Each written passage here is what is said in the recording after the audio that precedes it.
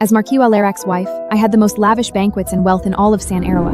The nobles raised their glasses to me constantly, envying me as the luckiest woman on the continent. But this diamond-encrusted whalebone corset felt like a beautiful torture device, suffocating me.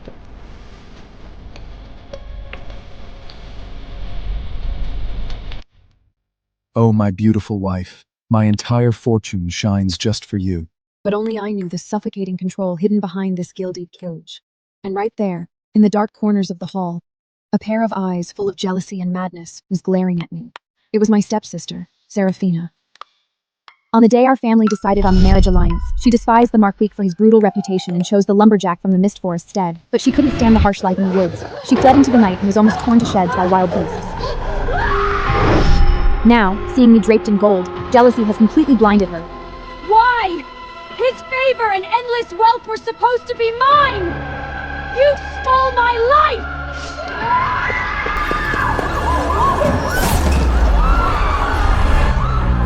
In my despair, my blood splattered onto the shattered magic mirror. At the exact same moment, Serafina's blood stained it too. A blinding magical light consumed us both.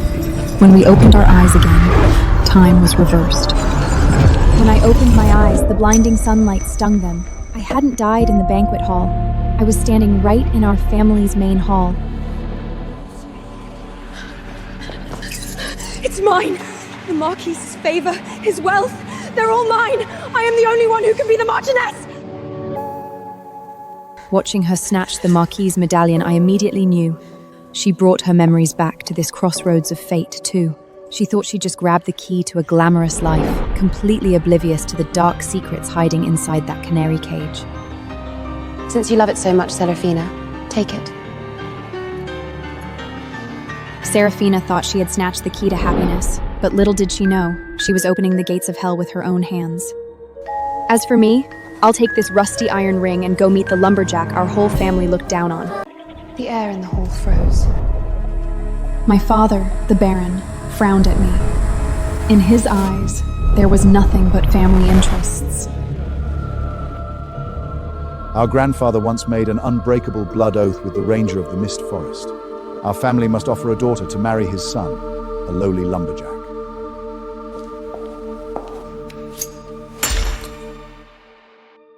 Father, since her despicable soul is only fit for dirt and poverty, let's give her what she wants. Elena, go rot in that dark, damp forest and spend the rest of your life with that lumberjack! I picked up the mud-stained iron ring without hesitation. Anyone who could survive this long in the beast-ridden mist forest is by no means ordinary. Besides, choking down the grossest black bread in the forest is 100 times better than swallowing the poisoned wine of the Marquis's estate.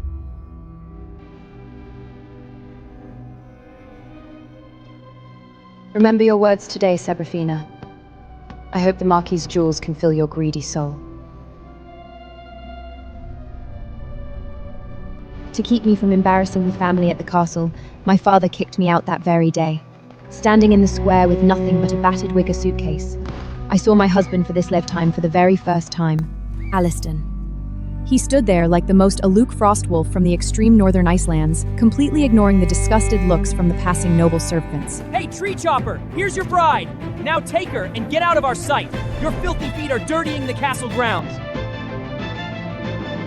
It's not too late for you to back out. There's no fine velvet or dazzling jewels in the Mist Forest. Just biting winds and bloodthirsty beasts. I have no need for those false, frivolous things. All I want is a place where I can grow my flowers in peace.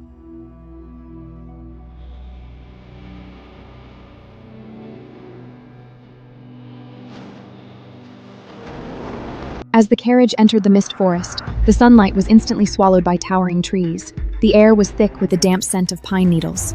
This is the forbidden zone of the Sanarilla continent, the abyss of curses in the eyes of the nobles. My blood ran cold. In that nightmare of a past life, this was the terror Serafina couldn't handle, the reason she ran away. I gripped the wooden railing so hard my knuckles turned white. Then, the most shocking thing happened. Get lost. The vicious, demonized gray wolf acted like it had just seen an unspeakable terror. It let out a pitiful whiner, tucked its tail, and bolted back into the dense fog, not even daring to look back. What did you just do? Why was it so terrified of you? Just an old ranger's trick to scare off beasts. When dealing with animals in the woods, you just have to be fiercer than they are. Hold on tight, we've still got a ways to go. A beast-repelling trick? My racing heart finally calmed down. Elves and magic have long been nothing but myths on this continent. How could he possibly be connected to them? He's just an experienced, working-class lumberjack. But to me, having a husband who knows the rules of survival is more reassuring than anything else. This was Alistair's home. It was shabbier than the stables at the Marquis estate. But breathing in the crisp air here, I felt a freedom I'd never known before. It's a dump. There isn't even a soft bed. I accepted your ring, which means this is my home now. Like I said, I'm not afraid of hard work. I want to till the soil here and plant flowers everywhere. Alistair watched me bustling around in silence. A subtle trace of emotion flickered across his cold, frosty face. He didn't know that after suffering through hell, I cherished this peaceful patch of dirt more than anyone. As long as I have my freedom, I'd gladly embrace a life of poverty. I took off my cumbersome outer robe, left only in a thin linen undergarment. Grabbing a ragged cloth, I stepped onto an abandoned oak wine barrel in the corner, trying to clean the dusty antlers hanging on the beam. I think we need to make this place look a little less like a troll's lair first. Get down, that barrel is rotten.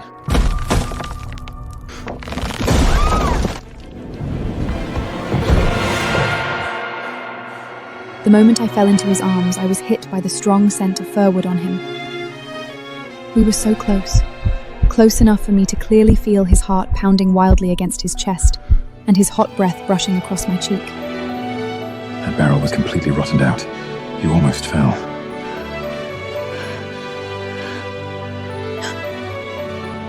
Thank you. I wasn't paying attention. The heat of his palm still felt branded on my waist. The once freezing air suddenly felt strangely thick. He turned away to clean the fireplace, using silence to hide his clumsy awkwardness. And as I watched his broad, towering back, my wildly racing heart finally began to settle. While I was trading the labor of my own hands for peace in the mist forest, an extravagant wedding was being prepared back at the castle. This dress alone is worth enough to buy the entire mist forest. Seraphina, I will make you the most dazzling woman on the Sanaroa continent. Of course, my lord. This is the destiny that belongs to me. Seeing Seraphina so completely consumed by vanity, all I felt was profound pity. She thought she was climbing the steps to ultimate power, blissfully unaware that the Marquis's estate, envied by all, was nothing. My lord, your favoring my daughter brings supreme honor to our family. As for Elena, who has stained our name, I have already stripped her of the family surname and her inheritance rights. She is no longer under the protection of our crest. You did the right thing, Father. Tomorrow, when the wedding procession arrives, I want everyone in the family to see that. Elena's lowly lumberjack of a husband isn't even fit to shine the Marquis's shoes. In Sanaroa, a soul bond is only truly forged when the parchment marriage contract is signed in the square of the Oath Temple, witnessed by a priest. But I knew that tomorrow, that solemn temple would just be a stage for Seraphina and those arrogant nobles to humiliate us.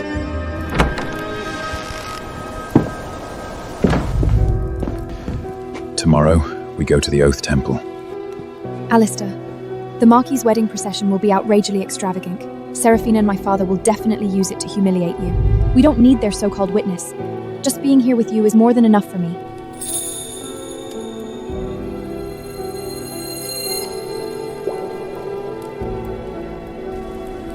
It's your ceremony. I don't want to miss that. He placed the glowing fruits on the table. It was a plant I'd never seen before, radiating a magic that calmed the mind. My breathing slowed, and the tension in my shoulders melted away.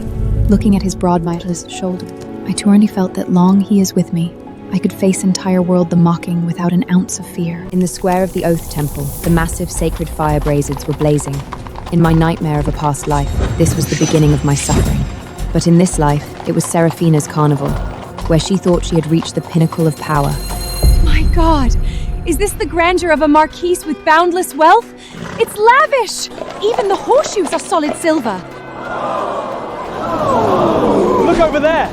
Elena, the one kicked out of the family, her dirt-poor husband actually showed up. The surrounding nobles glared at us with extreme contempt, like they were looking at a filthy rat that had wandered into a crystal palace. Seraphina, weighed down by that diamond-crusted dress, strutted arrogantly toward me on the Marquis's arm. Good heavens, Elena. You reek of rotting wood on the sacred day we present our marriage scrolls to the gods. I'm going to faint from the stench. you bottom-feeding peasant from the Mist Forest. The crimson carpet of the temple's main altar isn't meant for people with mud on their boots. Wait until we've signed under the priest's witness, then you can crawl in and sign your cheap little contract. I don't want my souls get stained by you. The Marquise's clueless guests were too busy laughing to sense the danger. But somehow, the pure white steeds pulling the golden carriage went weak at the knees. They all collapsed to the ground in unison, nearly flipping the carriage over. The horse is going mad! My lord, no matter how magnificent your carpet is, it can't mask the rot festering deep inside someone's soul. Alistair, let's go home.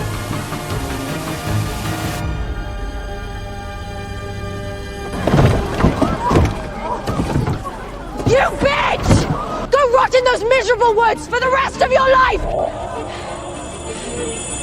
Our carriage slowly rolled away from the noisy castle. Watching Seraphina smugly climb back into her righted golden carriage, I felt nothing but deep pity. Her own personal hell had only just begun. On our wedding night, fate finally responded.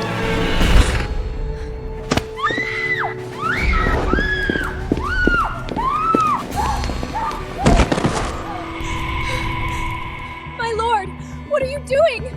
I'm your bride! Bride, your family took my blood money. Now, every scream you let out and every drop of blood you shed will be used to entertain me. The Marquise was an absolute sadist. That's exactly why he had such a vile reputation. Seraphina was finally getting a taste of the excruciating pain I suffered in my past life. The price of that gold was endless torture. And meanwhile, I was sitting peacefully in a drafty cabin in the Mist Forest. Open it. There are no vaults in the Mist Forest. This ring wasn't adorned with any gemstones, but to me, it was more precious than all the jewels in the world. It's woven from a resilient vine only found in the deepest part of the Mist Forest. As long as you wear it, I will protect you forever. It's the only token of my vow I can give you. In those twisted memories, the Marquise imprisoned me with heavy gold chains, but in this life, this seemingly rugged lumberjack gave me his ultimate protection with the simplest of vines. I smiled and slipped the ring onto my finger. It was a perfect fit. Thank you, Alistair. This is the most precious gift I've ever received. The days in the Mist Forest were peaceful and fulfilling. I started tillering the land around the cabin and planted flower seeds I bought from the market. Alistair would leave early and return late every day. He told me he was heading deep into the forest to chop the toughest hemlock to trade for our winter provisions. But gradually, I noticed something was off. I ventured deeper and deeper, but from his direction, there was absolutely no sound of an axe hitting wood.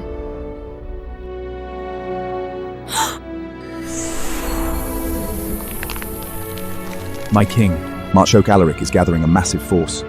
They plan to level the southern edge of the Mist Forest to mine a newly discovered gold vein underneath. Ignorant humans daring to trespass on sacred elven territory. Please grant us permission to strike. We will water the poison brambles at the border with their blood and ensure none of them return.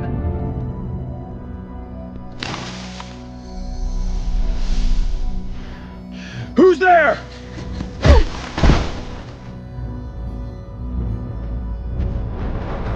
Boss, we'll take our leave.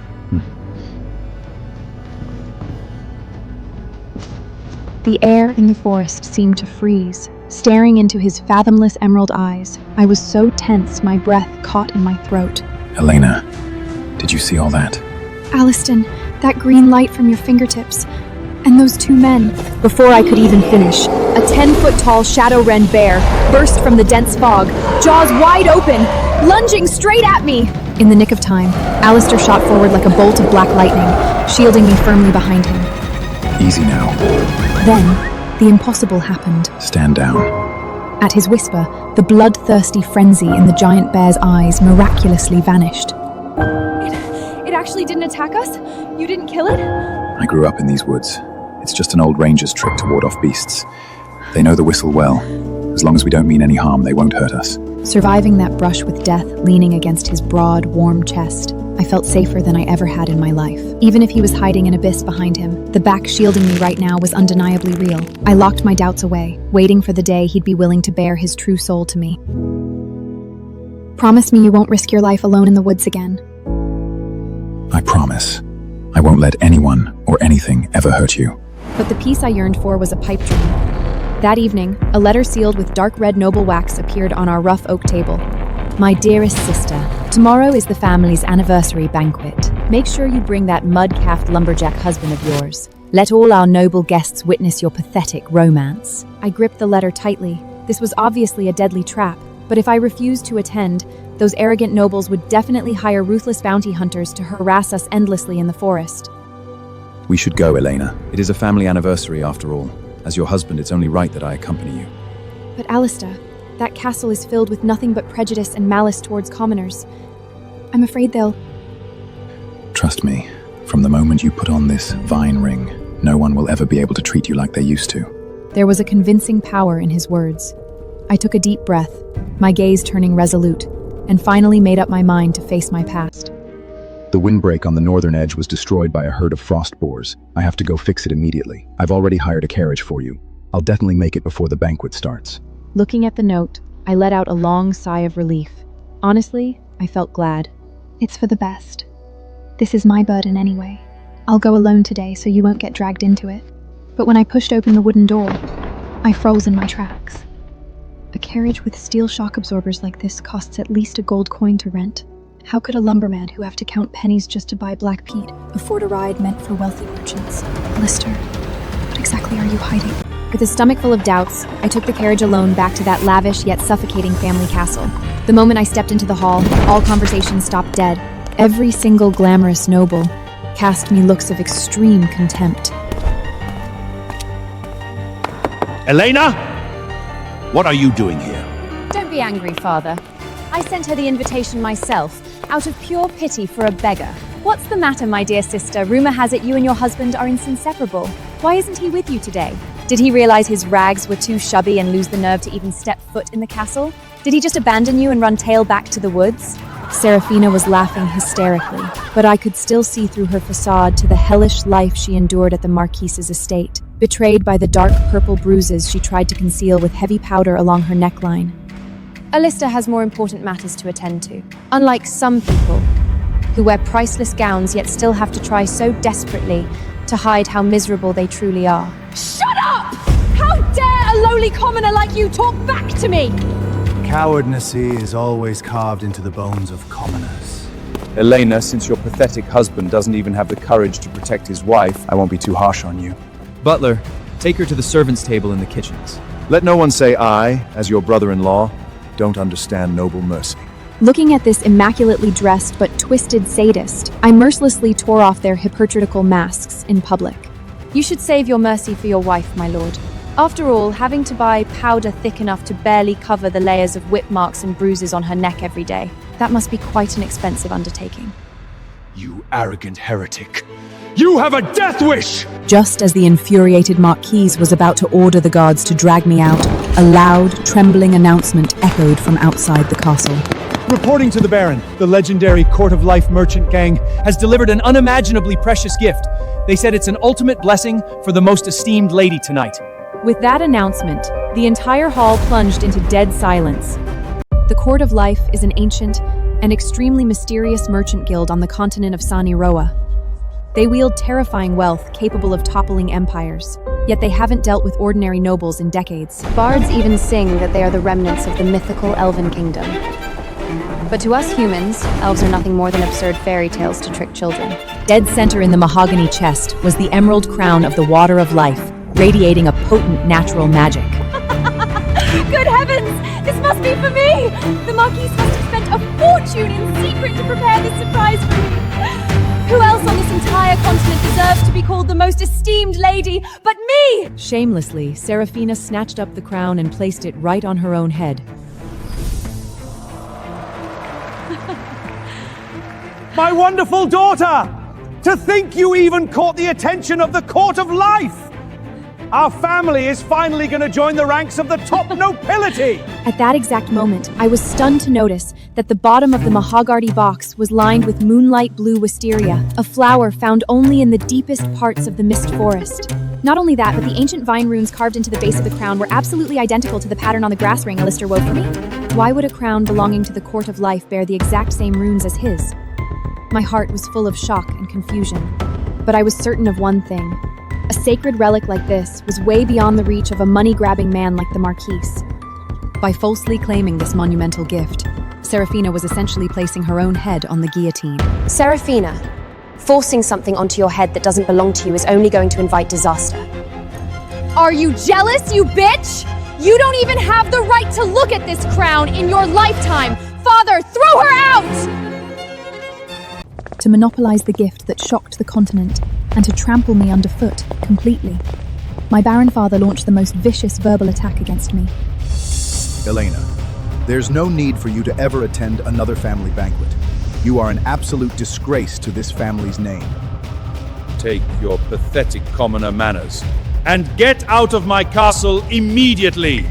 From this day forth, I officially strip you of your family surname. In front of all the nobles, he maliciously stripped me of my surname, reducing me to a rootless vagabond. But in their eyes, even that wasn't enough. Serafina was tortured endlessly at the Marquise estate and received no love from her husband whatsoever. When she saw the token Alarady had woven for me in my hand, a sick jealousy instantly twisted her sanity. Hold on. What's that circle of broken grass in your hand? A token from your dirt-poor husband? How dare a lowly commoner like you possess something like this? The more you cherish it, the more disgusted I get. Guards, rip that trash off her! My endurance didn't make these people stop. It only made them worse. She just couldn't stand seeing me have anything good and wanted to destroy my only solace. This is a vow token from my husband. It belongs to me, and no one is taking it from me. Why waste breath on this ignorant wretch? Just snatch it from her.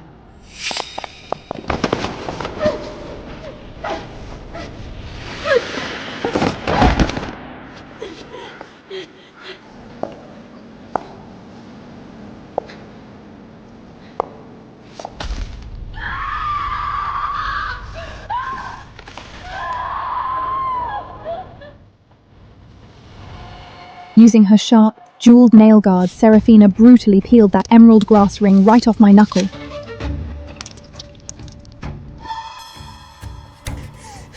Give it back!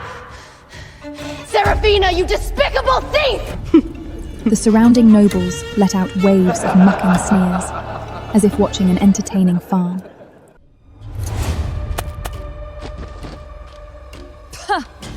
This trash woven from a few weeds is what you are protecting with your life? It's hilarious that you actually treat a cheap peasant trinket like a treasure. Just as I was being trampled on and left utterly helpless, the mysterious subordinate hidden in the castle's shadows sensed the fatal danger. He immediately sent an urgent report back to the fallen use was the secret art. My lord, you must go save her mightness immediately. Those nobles and robles didn't just publicly strip her of her surname, they also stole the vine ring you gave her. Upon hearing those words, the fury in Alistair's eyes completely spiraled out of control. Dare to touch what's mine. I'll make every single person in that castle pay the price.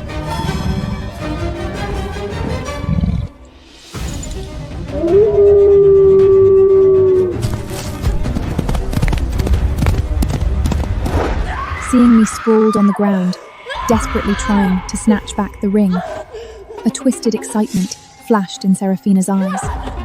It seemed she'd just thought of a brilliant new way to torture me. My dear sister, looking at you in such a pathetic state, you really want this broken ring back, don't you? How about we play a little game? There, a fresh layer of magic crystal slad had been dumped out. The dark red burning coals were mixed with countless rusty caltrays. This was the hell the Marquis used to execute heavy offenders. If you take off your shoes right now and walk barefoot across this fire pot step by step, I'll give you your precious grass ring back. Faced with this lethal torment, the nobles lining the path showed no mercy. Instead, they erupted in sickening laughter. What a spectacular drama. Stepping into scorching heat for a few strands of broken grass? Keep your eyes wide open and enjoy the show, everyone. This is the pathetic, laughable romance of the bottom-feeding commoners. In the face of absolute class power, even the last shred of pity was cold-bloodedly crushed. Every unwooer was just waiting for me to break down and beg for mercy on my knees. They didn't understand at all. That grass ring was the only shelter my husband gave me in the cold night. For him, even if I had to walk through the hellfire and abyss of purgatory, I would never back down. The horrifying sound of flesh instantly searing against the intense heat echoed simultaneously with iron spikes piercing my soles. The moment my blood flowed, the coals evaporated it into a gruesome red mist. The agonizing pain felt like thousands of red-hot steel needles piercing my bone marrow all at once. But I clenched my jaw tight and forced myself to take the first step. I lost my balance, falling heavily forward into the dark red slag. Out of instinct, I braced myself with my hands, my knees slamming down hard. Still pretending to be noble? Bow down! Admit that choosing that piece of trash was a complete joke, and beg me for mercy out loud! The blazing fire tore at every inch of my sanity, but all that filled my mind was Alistair's deep, fathomless eyes. I stubbornly pulled myself back up, dragging my nearly numb legs, leaving a bloody footprint with every step until I reached the end of the path. Taking the arduous final step, I collapsed heavily at the feet of Seraphina's expensive leather shoes. I'm done walking. Give it to me. She looked down at me from above, an extreme, twisted, and sadistic pleasure flashing in her eyes.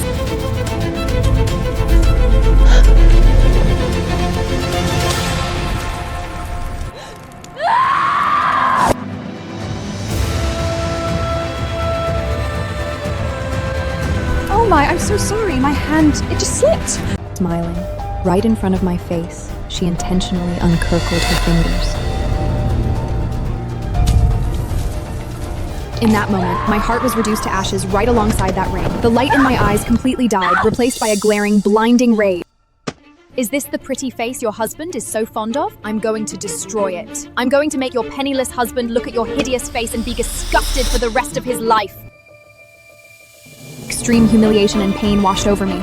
Just in the life or death split second before that red-hot branding iron ruined my face.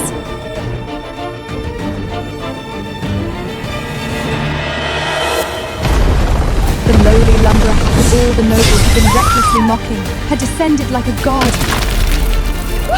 What kind of heretical dark magic did you just use? God! Kill him! The wind ripped through the dust. Standing tall, right in the eye of the storm, Alistair looked like an absolute demon god.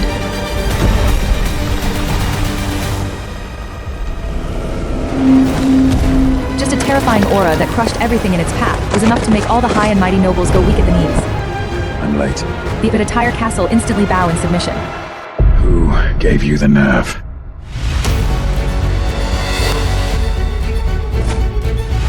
Download and watch more on NetShort.